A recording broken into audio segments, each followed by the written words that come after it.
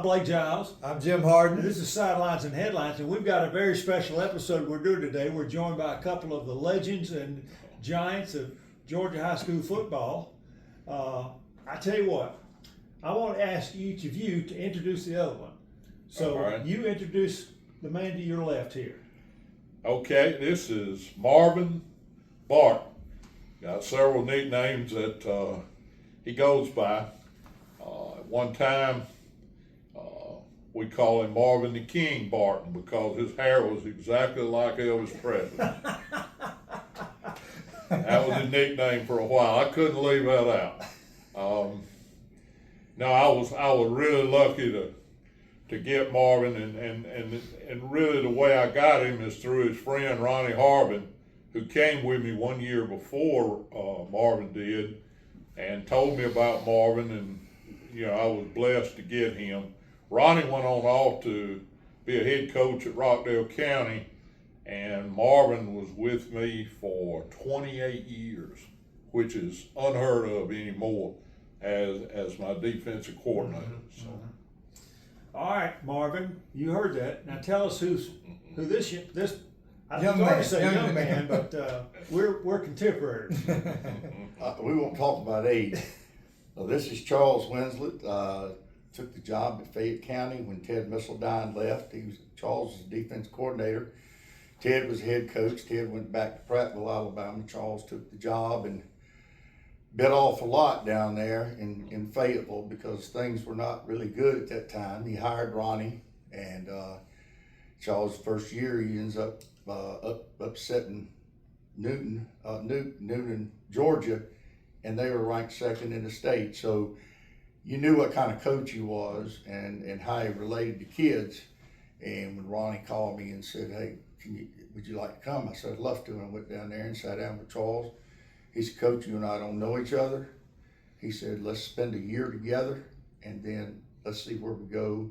Next year, he turned the defense over to me, and he ended up doing the offense. He just made a switch, and things started rocking after that. But the most important thing is not only that, in the years that I enjoyed being a head coach, I also enjoyed coaching kids. So I didn't want all the headaches. Mm-hmm.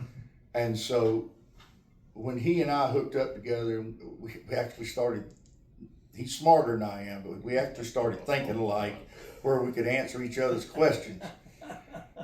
But the most important thing about him is he is a loyal friend as well as a coach, and he hires you to coach. That's what I liked. He said, "I didn't hire you for me to tell you what to do. Go out there and coach him. This is the direction we're going. Go coach him." And he's been loyal to me for all those years. And I'll tell you one quick story on him. We took a job down in South Georgia, and it was just going to be me and him because we traveled together, and he would make sure that we were traveling together.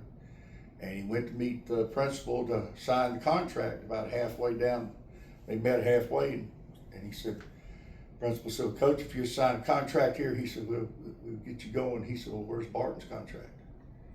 He said, "Coach, we'll get him when you get down here." He said, No. He said, "You bring his contract, we'll sign them together." He said, "Because once I sign mine, he may become an issue that I have to deal with." And he said, "We're not doing that." He said, "We're coming in both above the board or we're not coming at all." And that's the kind of man he is. How about that? Did you take that job? Did it work out? Yeah, it did. Statesboro High. Okay. We went right at the 1st of July. We were that late taking a job and end up in the Final Four. In Quad A that year, lost out to Valdosta. We didn't do too good against them, but we were, 11-3. Had a great year, and, the West Rome job came open the next year, so. Well, y'all, Hard to turn that down. Yeah, it really was. Because they had won 3 straight. They'd won 3 in a row, but I didn't realize there was a lot of pressure involved trying to win that 4th one. My dad always told me, said, whatever glitters ain't always gold, son. And that was a pressurized situation, especially since my good friend Rodney Walker, who's deceased recently, had left West Rome and gone to Cartersville, who was our number one adversary in the region. So that added even more to the pressure, and we handled them twice that year. We played them regular season, and I think that one was like 41-0, and the playoff game was 31-0. So How do you remember all those scores? oh goodness, He has a mind like a stinking elephant. He don't forget nothing. my wife did tell me when I went to Fayette County, I came home complaining because she said, well, said, I did a little research, said I don't usually do this, but said you never realized you took a job where they won only 39% of their games to date. And looked at me like, what are you expecting here? A Super Bowl? And I know we'll forget that look in her eye. And I did a poor job of doing my homework, because had I done my homework, I might not have ever gone there. Because Well, now you started out coaching at Cedar Shows, your I very did. first job, right? I did. I played baseball at Georgia, and well acquainted with Kudzu Hill over there. That's Now there's a story about Kudzu Hill. Oh yeah. You probably know it now. I know it real well. Well, tell that story. We were playing Kentucky, and we're in the first inning, and I'd been playing some first base and been designated hitter, and today I was a designated hitter. So I get up there and I get a 3-2 count. He throws me one sort of inside, and I hit it, and it goes into kudzu up there. And I'm talking about man-eating kudzu. This is 8 feet tall kudzu. So I go up there. I go back to the dugout, sitting there tapping my bat on the bottom of the thing. And Coach Watley was big about not letting you get the big head. So he comes in the dugout, and he said, he looked around like he was looking for somebody. And he said, I don't see Coach Eves, who was the athletic director, but he said, if Coach Eves is here and there's a $5 baseball laying up there in that kudzu, and I don't send somebody to try to find it, said he will fire my ADO list. So he said, Winslette, he said, since you're not playing the field today and you're the designated hitter, said, that's your job. Go find that ball up. I thought he was kidding to start with, but the look on his face, I could tell he wasn't kidding. So I was about 100 pounds less than I am now, so I'm trying to slide down the fence. I'm trying to slide down the fence because it's awful embarrassing. And I get about halfway down there, and here comes my mom and daddy walking down the road. Late to the game, missed my home run, just broke my heart, And my daddy, he was one of these World War II guys that was a Morse code operator on a B-29 bomber. So you know when they turned all 4 of those engines up at the same time, he couldn't hear anything. Mm-hmm. He was deaf. So he says, son, said, I thought you were playing today. Said, we would probably just stayed at home. Said, I went to the trouble. And then I knew why they were late. I looked in the background, and there's Uncle Joe and Aunt Irene from Milledgeville. And they would be late to their daughter's funeral. So, here they are, and I'm trying to ease up that fence, and I'm trying to get my daddy calmed down a little bit. And I said, Dad, I said, I know you're gonna find this hard to believe, but I hit a home run in the first inning. And he said, and he looks at me like, yeah? Like, what are you doing out here if you hit a home run? Because my dad wasn't real acquainted with a designated hitter. And I tried to explain it to him as best I could. Went on up there. Now I did take a ball. We always had a 5-gallon bucket of balls, because I knew I wasn't going to find that ball.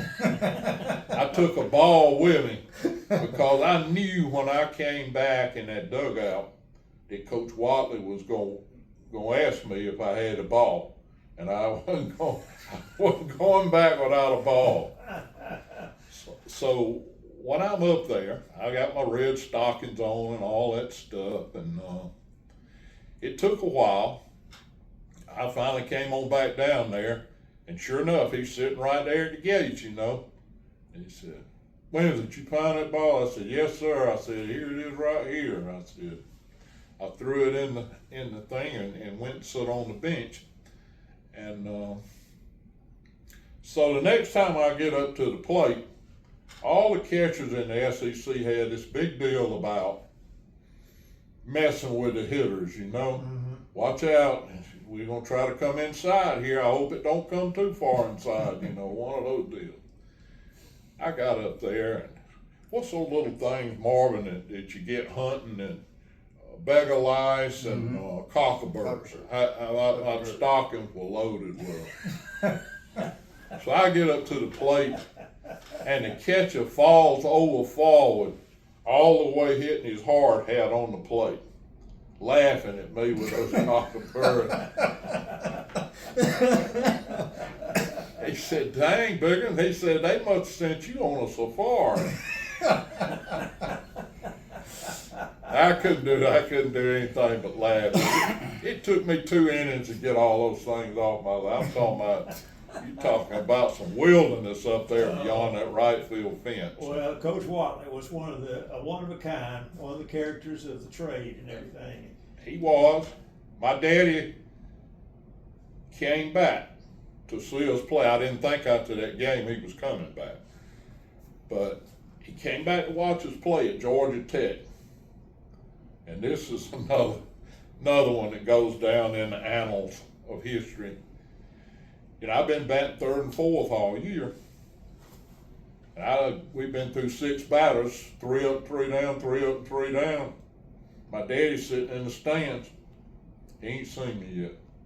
So he's getting word, and he's walking around, and I can tell, you know, he needs somebody to let him know what's going on.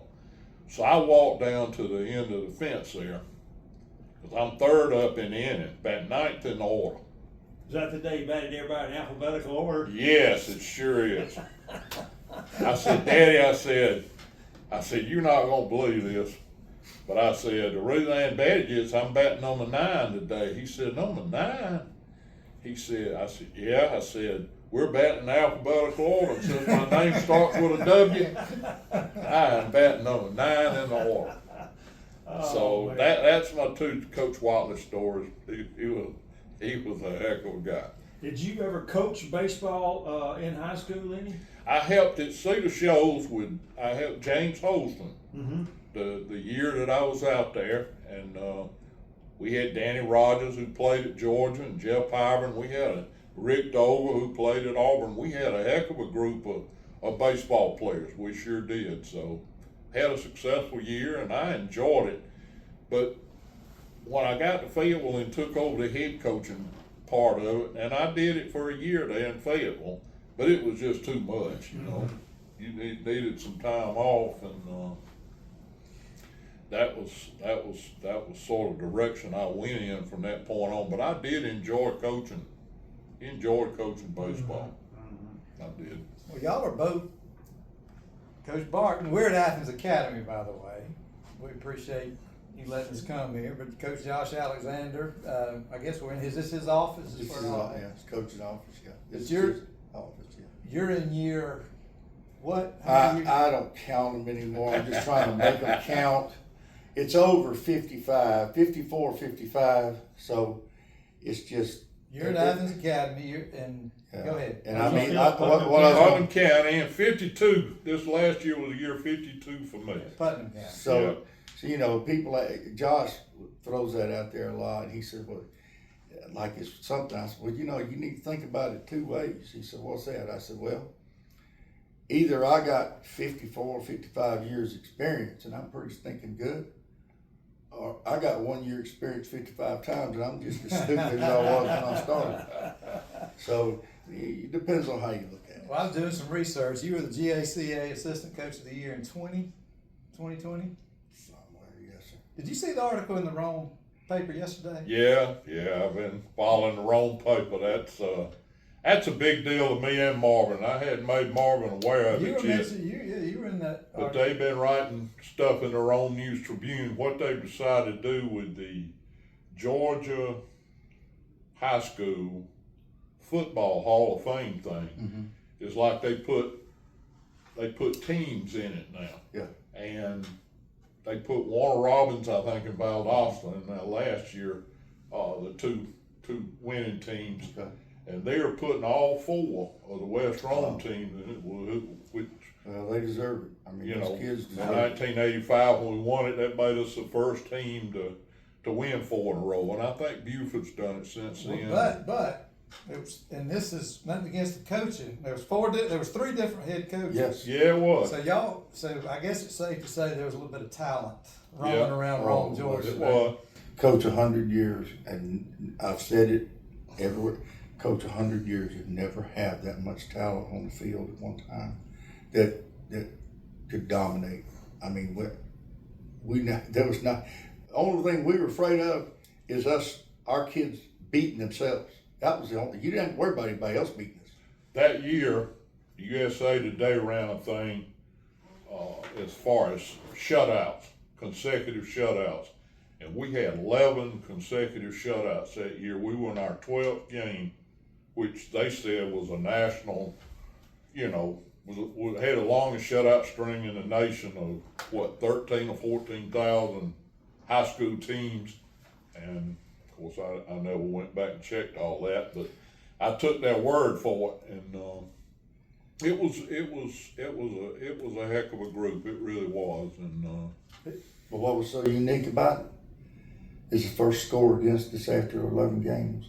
Didn't come on defense. We ran a bootleg drag, and the guy linebacker intercepted it and ran it in.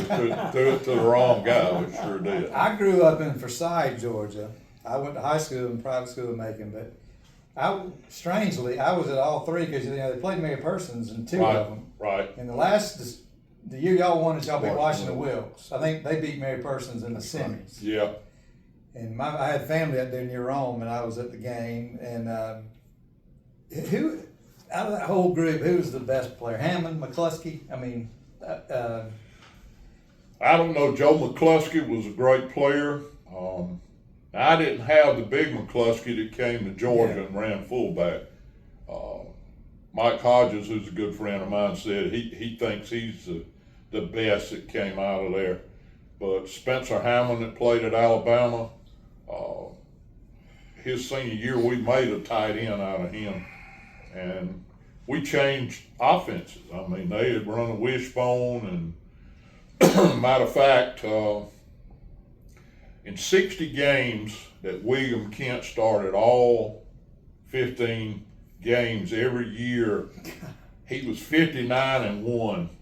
And the year before we won it 15-0 in 1985, they lost a game to Central Carrollton when they turned the ball over like 7-8 times, and that was only loss. 7-0. yeah, That was the only loss that crowd had in 4 years, which is. But to give you an indication of the competitiveness of those kids, when we picked the thing up in '85, and that game came up, Oh God. he and I got to talking about it. Okay, how do we handle this in the approach? And so, all right, so we decided just Monday when they come in, we're not going to coach it up. We're just going to put last year's film on and play it and let them watch it. They watched it. Nothing was said. They didn't say no. We didn't say no. We go out and practice. They go through their regular routine practice, and we couldn't run scout team more than 5 minutes because that first defense would literally kill those guys. And so we go on through the week, and it's like we're talking amongst. What do you think? I don't know. I can't get a read on them. Well, we get down to Thursday. We get on the bus. They don't say nothing. We drive all the way down there, get off the bus and they don't say nothing to them. I think we're ready to play. I said, Coach, I don't know. Well, about midway through the second quarter, when it was about 38-0, and their quarterback was looking through his ear hole, there was no doubt in your mind what was on their mind all week long. Charlie Grisham, one of the greats in high school football coaching, he tried to put a psych job on me. We went over there to Carrollton to play. And Charlie was from Alabama. And he said, well, you never been to Carrollton, Georgia and played, and over here where all our fans are. Said we came over there to Rome, and said we heard all the cat calls and all that. Said you get ready, because said it's going to be a lot worse than what it was in Rome. And so at the half, as we were running off the field, I made sure to go by Charlie. And I said, gosh, I hope it don't get any worse, Charlie. Who was, Just twist the knife a little bit. Yeah, I had to do it. not just in the West Strong group, who was the best, maybe not the best player, that's a hard question. You got the best lineman, best quarterback, best defensive player. Who talk about a couple of the 2 or 3 maybe the best guys that we would know their names that y'all coached through the years. Well, you mentioned one was Joe McCluskey. Joe was a fullback, and Charles has always been big on the trap. So I've always known, and I've never questioned anything. When in doubt, run the trap, and that's what he does. Joe McCluskey had more 92+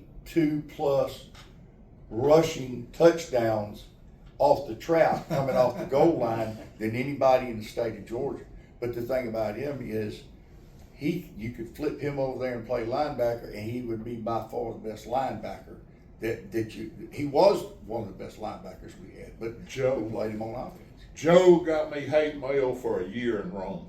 We were playing our rivals, East Rome, and we were way ahead. We were on our own 2-yard line, and we had one of our young fullbacks that ran one wide there and got pushed up on, and he had his leg caught up under the fence. So we had to pick the fence up to get his leg out from under it. And I'm trying to tend to him because he had a little bleeding going on. And so I go off the field with him, and I'm not paying attention to what's going on. Next play, Joe McCluskey has put himself back in the game. He goes 98 for a touchdown. What happened to him after? Did he go play in college? Joe went and played at Jacksonville State. He was like his brother. He just wasn't as big as. No, he wasn't as He big was as his built like brother. a greyhound. He could fly. I mean, he was full speed on the second step now, Sure. and nobody was going to catch him. But I got it. One of my favorite high school football games I've ever watched in my life was that state championship game when y'all beat Mary Persons in Greensboro. That was a good one. I'm from Forsyth. I can't believe I didn't play football at Mary Persons. I went to private school in Macon, as I said, but I was friends with friends with Penny. Penny told me she saw you at She did. Coach Walker's funeral. She did. But 28 guys, y'all dressed out. Mary Persons had 50. They had future NFL. Actually, it was 29. 29 and 29. 9 of them were freshmen. Dressed out 29. Pepe Zellner played in the NFL. Yeah. Quentin Davis, who were inducted into our Hall of Fame in Forsyth, he started defensive back at Georgia. Heck of a player.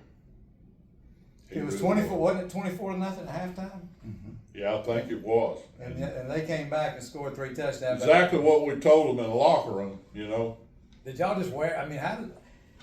Well, there's all kind of stories from the Mary Persons side. They threw the ball. The quarterback, Justin Elder, broke the school record for passing. Yeah, I mean, they did something they'd never done. Coach Pitts would throw the ball 5 times a year. That's right. Coach Pitts and I were good friends, and I had watched Coach Pitts football for 100 years. I knew everything he ran.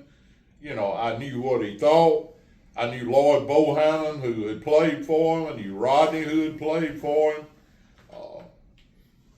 He had never thrown a football, and he comes out there and starts throwing the ball. Well, y'all had them. They were down. Oh, They had right, to yeah. go. Yeah. But we knew something was fixing to change, and Well, they, Everything he threw, Justin Elder was right on the money. I Yeah. mean, it was And unbelievable. our free safety ended picking one off in the middle of the field there late, which kind of turned the tide for us as far That as was Heath Hartwell. Yeah, Heath Hartwell. Picked one off in the end zone. He's got a son that's playing baseball Yeah. at Georgia Tech now. He's It's a here. freshman. He's here now. Judson Harwell Yes, Mhm. played at Prince Avenue. Yeah. yes. That's Sure right. did. Okay. That's Heath's son. Okay. He was our free safety at Green County. Okay. All right. I gotta ask you this question. Tell me if this is true, if this is the way I remember it. I went with a friend of mine, my college roommate. I think we sat on one half, we sat on y'all's side, and on the second half, we sat on the Mary Person side. But I think we were sitting on the Greene County side when the game started. And Ray Guy Yeah. was the flip honorary coin, captain. Flip the coin. Okay. Yeah. And I looked out there and I said, Ray Guys, that's unbelievable. How'd they get? And the guy from one of the fans from Greene County looked at me and he said, hell, we had Mickey Mantle 2 Yes, weeks He ago. was. That was so neat with Mickey Mantle. How did and- y'all pull that off? Oh my. So you got to know Mickey? Yeah, I mean that was Kerry Williams, The who old was Green the County editor of the Herald Journal. Yeah. He hooked all that up. I ain't no telling what he did to get them there. No.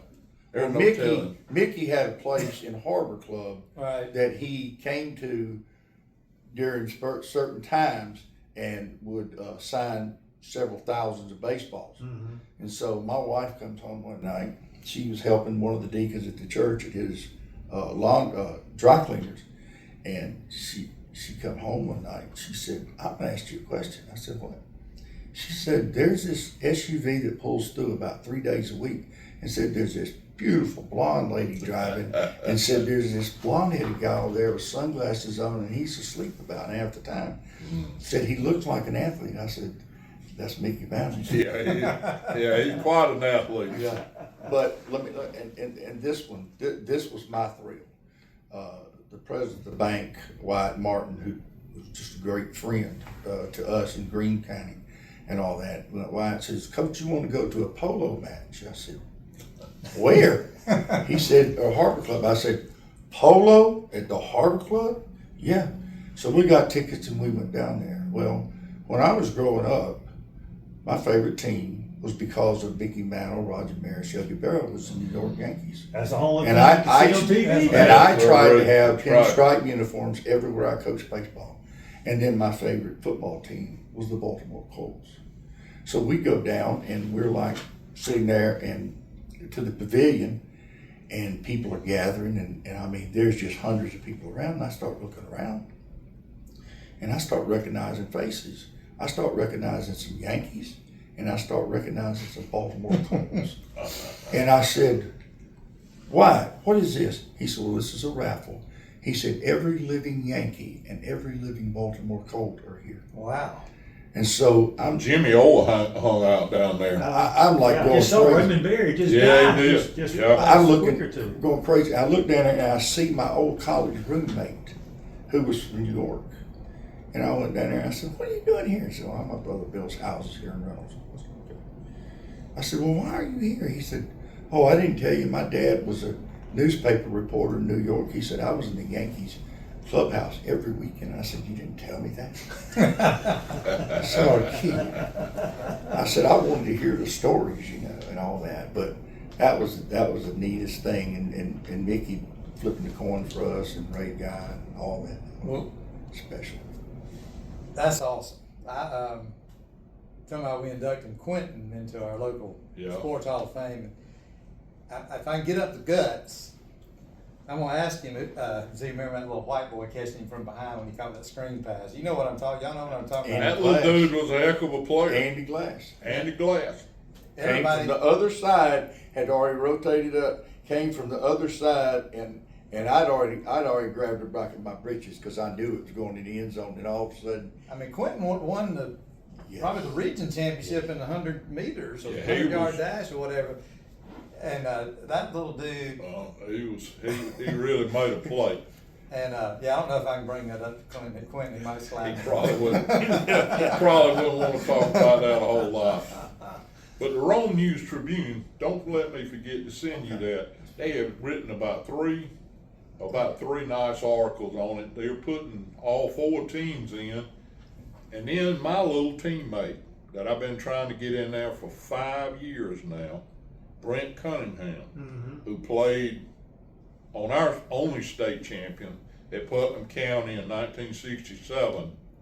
I'm dating myself here, but he got put in this year finally, and he's going in also. So I'm looking forward. I think it's October the 24th or something like that. So you were on the Putnam County State Championship team? Yes. Wow. I was. For some reason, I remember thinking about that or whatever, reading about it. I did not think you were, but You were a tackle, right? Offensive tackle. I played. If y'all want, I got some pictures. Offensive and You can defensive send tackle. those to me if you know how to do it by email. We'll splice them in or something there. I'm sure you were the Swain back then. Oh Lord. Tell us about you. I remember the day I was moving you at your house. Yeah. You showed me a Rose Bowl ring that Kirby had given you when they won it, and you told me, I'll see if this is true. You said you helped do a little game planning for that. Yeah. Was it him or was it you, Kirby? No, it was him. Hey, it was him. Yeah, when Kirby was at Alabama, they played somebody that ran the option. And Kirby called, he knew I'd always, defense option in high school. And he was asking a couple of questions, and I said, well, God, you got Nick Saban sitting in the next office. He said, Nick ain't real wise on this option stuff, because when he came from the league, they didn't run the option in the league. So he said, follow me in here. Said, I got to talk to the group. I'm over there at one of their practices. He said, got the defensive group coming in. He said, but I won't be under any pressure. He said, wait till you see who's sitting on the front row up there. And there he was, Nick Saban sitting on the front row. I got tickled at Kirby saying that, but I don't know, boy. He was intense, just like Nick was? Oh God. I remember going over there. It was one day before they broke camp, and they were in the bowl game. I mean, they were in the national championship picture, and I went over there, and they did not have a good practice. All of them minds was on the road, headed home for Christmas and all that. And before I could even go over there, because I always wanted to hear what he had to say, they said, not today, Coach, not today. That reminds me, I shadowed Vince Dooley a game. They were playing Richmond back in '74. And I actually got up that morning, went in and watched him do his pregame talk with the team and all this kind of stuff. Well, the first half didn't go too good. And I get to the locker room to go in, and he says, you're not coming down here today. So that was the one part of the day I didn't get to see. Did you, I don't know if you got a relationship with Kirby, did y'all, people forget, it turned out like perfectly him coming to Georgia, but before he came to Georgia, he'd never been a head coach. Were you surprised? Did you know he'd be successful like he's been? I knew him working where he was at Alabama, and having played at Georgia and been an all-ACC player and all that, I knew that he was in pretty good stead to do it. And the option stuff ran him crazy. Georgia Tech with Paul Johnson ran the option. And my oldest son that coaches at Buford now, was an All-American center for Paul at Georgia Southern. So, I knew the offense pretty well, because I wanted to know whether my son was doing what he was supposed to be doing or not. And so I knew I had watched them, and I knew the things that gave them some problems and all that. And me being a Georgia guy, of course, I love Paul Johnson too, but not when he plays Georgia.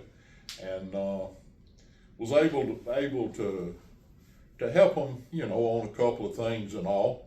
And had one particular little stunt that I got them to use where the defensive tackle, when they veer block inside, acts like he's coming down and taking the fullback, but at the last second, instead of taking the fullback, he goes up on the quarterback. And he got he made the quarterback misread and got him for a 4 or 5 yard gain, a loss, a couple of times, And I don't know, I enjoyed that. It was a lot of fun being in the locker room. I took some pictures in there that I probably shouldn't have took with the trophy and all that stuff. But Did you ever think about coaching at the college level? Did that opportunity ever present itself to you? I would have liked to, but it just was no money in it unless you were a defensive coordinator or something like that. And of course, you had to get in college football to work yourself up. He wasn't going to hire a high school guy to come in to be the defensive coordinator at Georgia Southern. Yeah, what Notre Dame did with the coach from what was his name? Gary. Gary, yeah, I know who you, Faust. That didn't work out too well. So. No, it didn't. That's a whole different world. And what do y'all been doing it a while? Not that y'all are old, but people talk about kids being different now. Everybody's in my opinion, this has changed the world. Oh, ain't no doubt. But no doubt. Talk about from when y'all first got in it, when you first got in it to now. I mean, how's the kids different? What's the? When we got in it, everything was fun and it was pure and it was segmented. You had football season, and then you go from football to baseball or basketball, and then you go from basketball to baseball or whatever you want to. But then then you worked extra to get ahead. So you had your weight program year round, all that. Everybody had some of those things, but then everybody started working to get ahead. Well, then when everybody else caught up with that, then you end up having to work year round, and then all of a sudden your kids end up having to make choices, and that's not their place. It's the coach's jobs to make sure that they can do a couple sports. That was what I saw, and the fact that sometimes you just parents, we all love our kids, but you start having a dream for your child that's not realistic until that child reaches that age of accountability where they decide that's what they want to do, and they get some decisions made for them sometimes that burn them out in about 10 or 12, 15 years, and then the parents changed. And I back around 2007, 2008. When the money got tight there, that's when I saw it change. Because then I got parents calling me, said, "Son, Coach, where do you think you're gonna send my son to school?" You got where now you don't coach them. You're not coaching them to coach them and grow them up as men, as fathers, as you're trying to get them a scholarship. It's your job to get my son a scholarship, even if he's a one-legged midget. Yeah. And that so became the whole thing. If you're not a good coach, and that's wrong. If my son can't get a scholarship, then I don't know whether it's worth playing or not. When you guys are still doing it though, you're still coaching. There must be something about it that draws you back in, that keeps you in it, even though is. When you see a kid, when you take a kid from and all the recruiting stuff like that is really taking a lot out of it. Used to it was you get a kid in the 8th grade and you grow into the 12th grade, and man, you've invested. Now, and there's loyalty. It's sometimes missing now, but it's still fun when you get an 8th or 9th grader that comes on and you start projecting for him and you start kind of directing him, and then all of a sudden when you see the light come on with him that, hey, I got this figured out, I can do this. That other stuff on the outside, It changes. Football changes just enough year in and year out to really keep you interested. Like this RPO stuff. I mean, until I guess it was Rich Rodriguez started that up there. He was the first one I saw do it. Until he did that, I mean, where they actually put the ball in the back stump, and they draw the linebackers up, and they throw the ball right over the linebacker's head, and they started doing that, and everybody said, well, that's something we need to look at, and now everybody's doing it. Everybody's got RPO. Back in my day, RPO stands instead of run pass option. It stands for run people over. That's right. That was our offense at Putnam County. I promise you that. And hand Brent Cunningham the ball and don't get in his way. Well, you talk about how football has changed. Football to me is unique among all sports because of the strategy that's involved. Yes.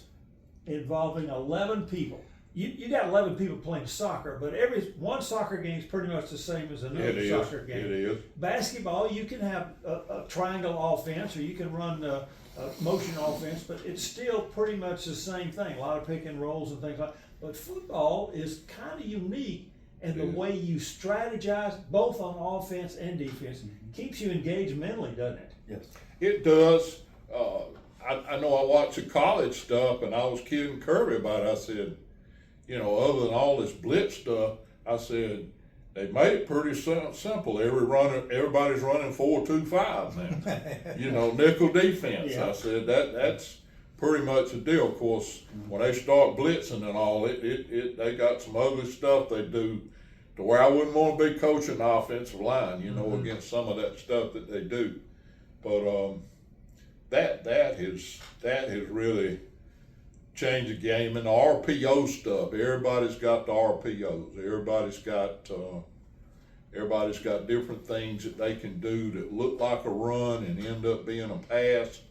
They've got it in the flat. They got it over the linebacker's head. You end up defending the whole field. And you end up defending the whole field. Now, what a lot of them won't tell you, and a lot of them don't do it, but they ride the fullback a lot like we used to do the triple option. And they still got a guy that's a 5 technique that plays on the tackle that they're reading.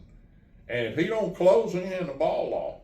And if he does close, then he pulls the ball and heads on outside.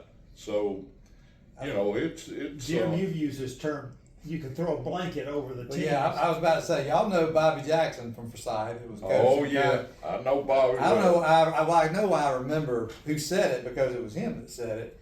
He said what Blake's talking about is he said the cast net offense. When the play's over, you throw a cast net over everybody on the field. That's right. Y'all use that offense at West Rome, probably didn't. Well, that's what I did when I played high school football. But now they're all over the field. I watched a film of the Georgia-Texas football game when Fran Tarkenton came off the bench, and they were playing in Atlanta, and he was trying to beat them. And it's just so different. You could see all 22 players all bunched together in the frame. Yeah, and they didn't pass much. No.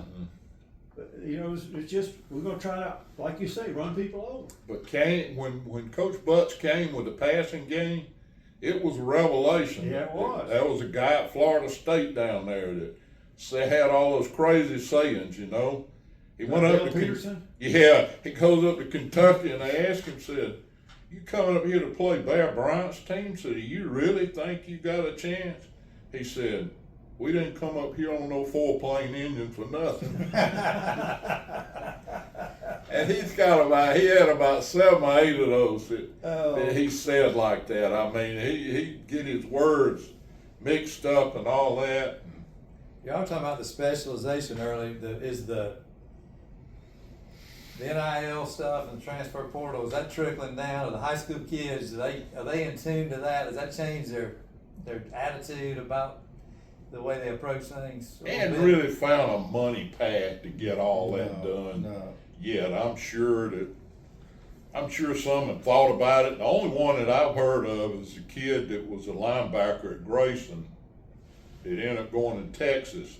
I think some helmet company, had him on an NIL deal. But just in general, do the kids think about that? Do they in the transfer portal, I think we're such a transient society, have a lot of families where both parents don't live together. It seems like it's easier now than it used to be for kids to transfer, to live with an uncle. They tried to. I mean, is that whole, it just seems like it would trickle down and just, maybe not literally the money, but just the attitude would affect the Well, they're looking mindset for a of place kids. that they can be successful and get some instant gratification and all that. If they can plug in somewhere else and somebody convinces them they can plug in, then they're gonna look and see. Now, how much time do you guys spend together these days? College, we talk to each other Talk about to every each other week or mostly two. on the phone. And then we get together, our families get together a couple of times during the year to go feed our faces. You living in Eatonton or Living out near Lake Oconee, right there. I was on the water at one time, and then I had a couple from California that came along and made me an offer I You couldn't refuse. There you That's go. Right. He had a nice place, that's where we moved him from, he had a nice Yeah. spot on the lake. yeah. So And you live here in Athens, I live in right? Bishop, Yeah. I'm about 10 minutes from here. Okay, all right. So, and the appeal of high school football is still somewhat pure, isn't it? I mean, that it's still, they play mostly for the love of the game. Would you say? Is that accurate? oh yeah, I Yeah. think so. Yeah. They're going. Yeah. They And gonna to get be a out there. part, be a part of something, and to be accepted. I mean, that's a. They're gonna get out there on Friday night and still give you an effort. I mean, that's not a. I mean, our kids here come from all different backgrounds and venues, but we have some of the best what I call blue collar kids. They don't ask you how long they got to do this, coach, how much. They just say, they just do it until you get through. They don't question it. They just go to work, and that's a culture he created in places we've been with work ethic. It's the culture that Josh has created here. It was here before to some degree, but every coach has their own tweak on it, and trying to make sure that your kids are well rounded. They're in community service. They're in those kinds of things. So we try to keep our kids together as much as we can. We eat good. We eat 3 times a week. That's why I got up over 240, because they feed us on Tuesday nights, team dinners. They feed us Friday all day during the games. They feed the coaches on Sunday. All of those things. But our parents are just great about making sure that our kids have what they need, and then our job. And then Don't you think it's a little more pure, like where y'all are, maybe the smaller schools? It seems like some of the big, with the growth of Atlanta the last 30 years, some of those big Atlanta programs maybe have gotten a little too big for the it bricks. is possibly. I know that Coach always created a good staff. Every staff that we were on, Had some good ones. he was Sure pretty did. much fortunate. But we also had that pact that we're going in together. He couldn't go in and do it by himself. No. I couldn't go in and do it by myself, but I could go in and take what he wanted done and pass it on and so forth and all of that. And so as long as there was a twosome, he could grow the staff to that. This staff here at Athens Academy. And I tell them, I said, I've been a part of 3 of the greatest staffs in the state of Georgia, and his, and then this one here. I mean, I look forward to, now I'm retired. I hadn't taught in the last 13 years. And so I look forward to getting up in the morning, coming up here, even if I'm by myself, because those other guys are teaching. But I look forward to getting in here with these guys right here, because they're down to earth, and they have the kids' well-being at heart, and they know what work ethic is, and they hold them accountable. So that's a fun part. It gives me something to do every day. I get out of that chair in the morning and go do something. Now, I do in-school suspension, during the day. You've been doing that for about 20 years. Yeah, I have. It's been good. I've got a lady that I work for down there who does a real good job of explaining to them. Said, you either go down and do what coach asked you to do, or else you go home. One of the two. And What do y'all like to do in your free time now that you've gotten to this point? Y'all go fishing or hunting or golfing or? I was into the golfing until doggone this COVID thing hit, And I got away from my golf, and I had never got back with it. I played in a tournament, a Putnam County tournament, to benefit the high school. I can't believe I got talked into it, but I did. And I played 18 holes, and of course I can't swing easy. And it took me 2 weeks to get over that. Are you a golfer, Coach Martin? When I joined his staff, just a quick one, when I joined his staff, he's an excellent golfer. I don't care what he says. He can hit a baseball a mile. He can play ping pong. I challenged him in tennis one time, and he hit me in the mouth with a dadgum ball. He says, you think my big self can't move. He hit a serve that landed over here and come back and hit me in the mouth. It was a kick serve. So did you ever play Andy Johnson in tennis? I love Andy Johnson, buddy. I'll tell you what. I was going to say something about when I said something about Brent Cunningham. I thought I had seen the best there, but then when I got up here, there's no doubt about it. I mean, that guy was really, really special. Well, you know, Coach McGill he went to Coach McGill, and Coach McGill showed him a few elements of stroke and grip and all that kind of thing, and he said he could have played for me. And then he won the NFL tennis championship several times. He was a tremendous Did Andy athlete. play? Remind me, he played baseball at Georgia. He did. Yeah, Y'all were he teammates. was. Oh, My he was your teammate, teammate. Okay, yeah. okay, yeah, that's right. I'll tell you a little story on that. We were up there playing Vanderbilt, and at the time, Vanderbilt was that's the only thing they did good at the time was baseball. And they had a little hill over there behind first base. So I had an infielder that threw the ball back. You know, we were rolling the ball between innings, you know, letting them keep their arm loose and all. Made a bad throw. They had it roped off where the little hill was, and I should have let the ball go, but I just had to go over there and get that $5 baseball, you know. So, you know, they were throwing it back and forth to each other, you know, playing with me, and I should have just walked off. But I said, damn it, I'm going to get that ball. So I reached, and about the time I did, they sold draft beer in the stadium by the gallon jug for I think $1, $1.50. It was cheap, so you can imagine what was sitting on that bank over there. So I had one that splashed me. I had those big aviator glasses on at the time, and he splashed me right in the glasses with the beer. And Andy Johnson was at shortstop. He saw it all happen. So I go to the dugout, and Coach Watley, of course, he got a big kick out of it. He said, next time open your mouth, you know. As only Coach Watley could say. But Andy Johnson told me between innings, he said, don't roll one to third base or second base. You roll the first one to me. So Andy was a competitive sophomore. I rolled the ball to Andy, and he turned it loose up there towards that bank. He told me, don't even bother jumping. He said, I can tell you where it's going. He said, I don't know who it's going to find, but it's going to find somebody.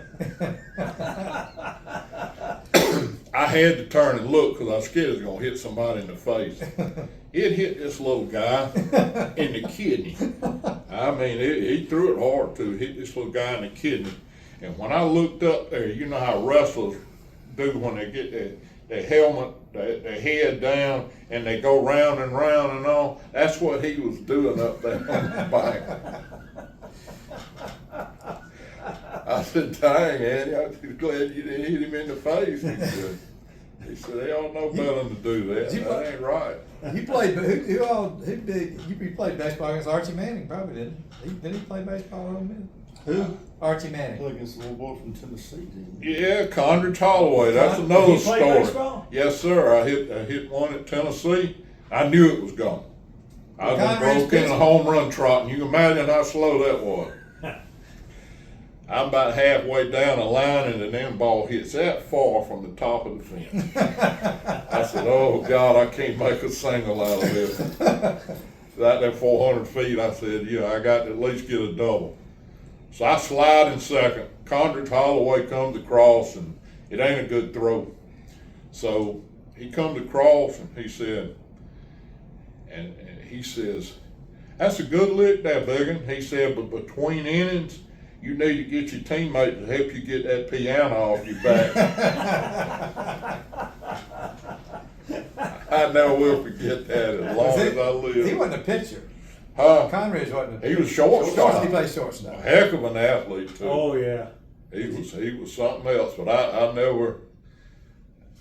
Yeah, he might have been one of the first African American kids I played against in 1975, 74. So that's another thing. You came along right about the I time sure that did. all that transition I did. was taking Sure did. place.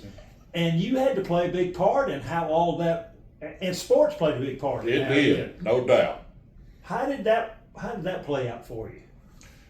I think it gave everybody something to do. It gave everybody an identity, and you know, I think for the most part they figured out, you know, if this is going to work, then we got to make it work. You know, we got to work together. We got to make it work. And I never really saw a problem. Never really saw problems. And Well, you mentioned working with James Holston at Cedar Shoals. Yeah. He was a black man. He coaching was. the baseball team. He over was. there, and good man too, and he's got a son named Bernard that's undertaker down in Putnam County now. Oh, really? Yeah, he does. Bernard's a good guy. He really is. Have y'all read the book, The Crimson and Gold, about the integration in Athens when Athens High? Who's the guy that wrote the book? Clegg? Clegg, yeah. It's a great book about Bernie Harris and Yeah. Clark Central coming together, and you know that first year, Andy Johnson's a great story about how they went down and tied Valdosta and were co-champions his senior year in high school. Right. Yeah, Which when, Blake was part. He's a year younger than you, right, Blake? Oh, he's a couple of years younger than I am. Oh, he is? I graduated in '68, and he graduated in '70. Okay. when a Valdosta coach goes into the dressing room to congratulate a player after tying 26 all, that's special. Well, you know, you talked about being unscored on. Until that game, they'd given up 7 points all year. Valdosta, Tiff County got 7 points on. Yeah. And Athens High scored on the first drive. A little boy named Benny Edmondson scored fullback, the fullback position, and then Andy scored at Right halftime. before the half, he took off on a 60 or 70 yard draw. Yeah. It just a quarterback draw. And Wayman Seller said he's the only player ever had scored as part of the halftime show because it was an extra play because there was a defensive penalty against Valdosta. They got to run an extra untimed play. When we were at Fayette County, we got to play against Wayman. He was a Was he man, at Jonesboro then? Yeah, he was. Heck of a guy. I like Wayman. Yeah. He was a good football mind. He sure was a good football coach and worked them hard, and he had that old Wally Butts toughness about him. Was Scott Werner playing for him then? Was he at, No, I think Scott. Scott played for him at Yeah, but Jonesboro. but we didn't catch him. We didn't That catch. been We later didn't then. catch him. Yeah, yeah. Did y'all have a relationship with Coach Henderson, Billy Henderson? I knew him well here when we were in Athens because I coached at Cedar Shoals 1 year and did driver's ed, but I think 2 years before that I was doing my student teaching, so they got some free work out of me for a couple of years, and it was a heck of a good rivalry. It really was. Oh yeah. Oh yeah. Oh yeah. We were able to come out on top of that, you know, but they had all coached together. Coach Waters and all of them had coached together in Macon, so it was a Willingham High School. Now, another thing that has to be gratifying for you is working with all these young guys and being in touch with them over the years and seeing what they make of their lives and everything. That has to be a rewarding thing for you to see when these guys, and you see what It is. maybe some of the lessons they learned, how it paid out for them over life. Yeah, I you know, Facebook, you know, I hate to jazz up social media that much, but I tell you what, that is a great way that I've been able to keep up with people that, you know, that I've coached in the past, because I've had the unfortunate situation of going to 2 or 3 places where football was good, everything was great, but the superintendent and the board of education could not get along. And when you get caught in that situation, Yeah. they gonna make you choose one side or the other. And 2 or 3 jobs I've left just because of that reason. Because it's a no-win situation. You get on the board side or you get on the superintendent side, but you can't play in the middle. You told me chatting about Forsyth and Coach Pitts. You said Coach Pitts got to the point where he chose the principal. Oh God, yeah. He was always on me. He said, Winslette said, you won wherever you been. Why do you leave? I said, Coach, I've been some places that you would have probably left. I said, but I don't have the clout that you do. They don't call me and ask who the next principal's going to be or who the next superintendent's going to be. I said, when you're sitting there picking those guys and all that, and he just laughed, he knows. But I mean, he was sort of an institution within himself over there in Forsyth. Well, if anybody from Forsyth hears me saying this, they'll probably try to take me out. But was Coach Pitts one of those coaches, like that game against y'all Greene County? Was he too committed, too conservative, too committed to what he did sometimes to his own detriment? I wish he'd have been more committed to the run that night. But that's how y'all got a lead on him though, wasn't he? He kind of did what he did all year, and then y'all got up on him, and he had to kind of change. But it just seemed like to me he coached all those years, and he was maybe the greatest coach ever. I just remember the first half.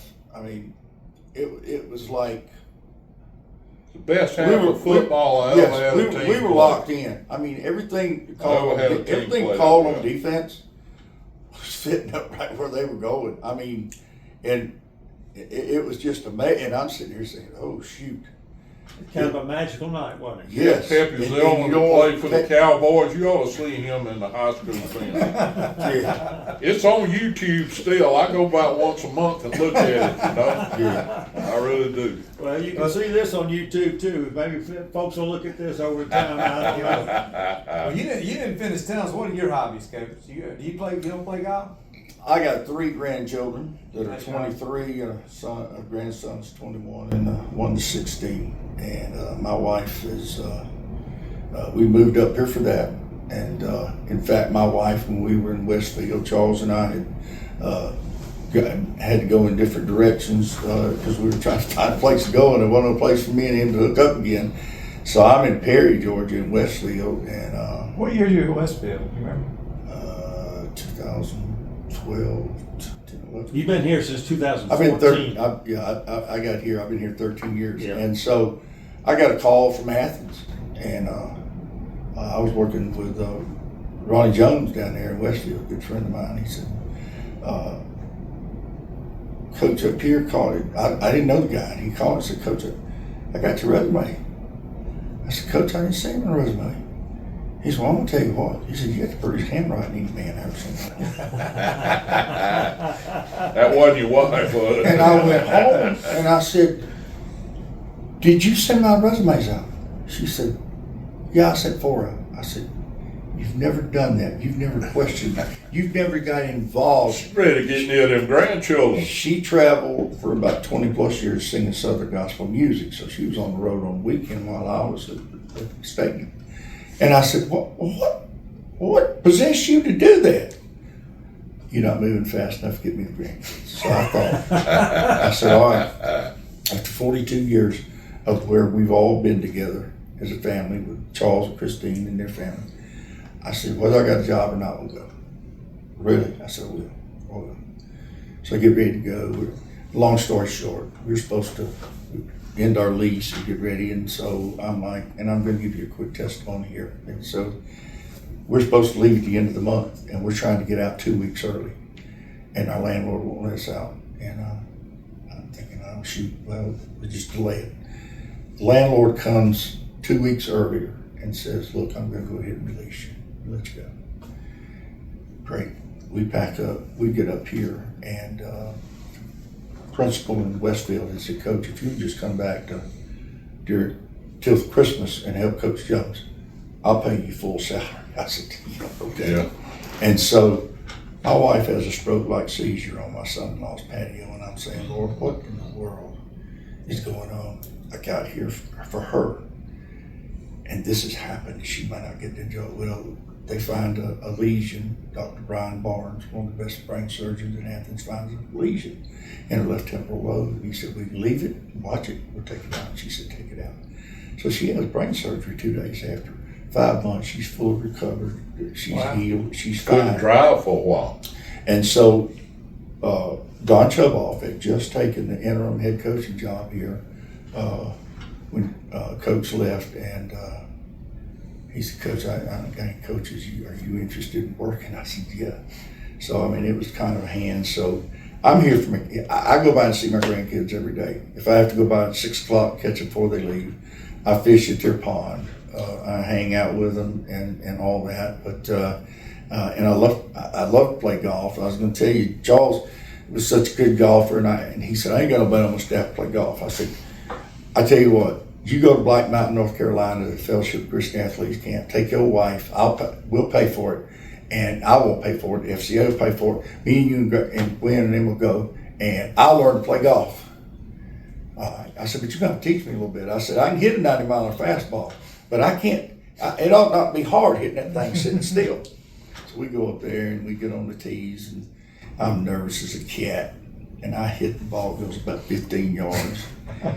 I hit it again. It goes about 25 yards, and he's pacing with me. He said, "You want to hit it again?" I said, "No, I'm going to take it down and drop it where you're in." So me and him play some more. We go to Tipton down there, and he gave me some of his old clubs and all that.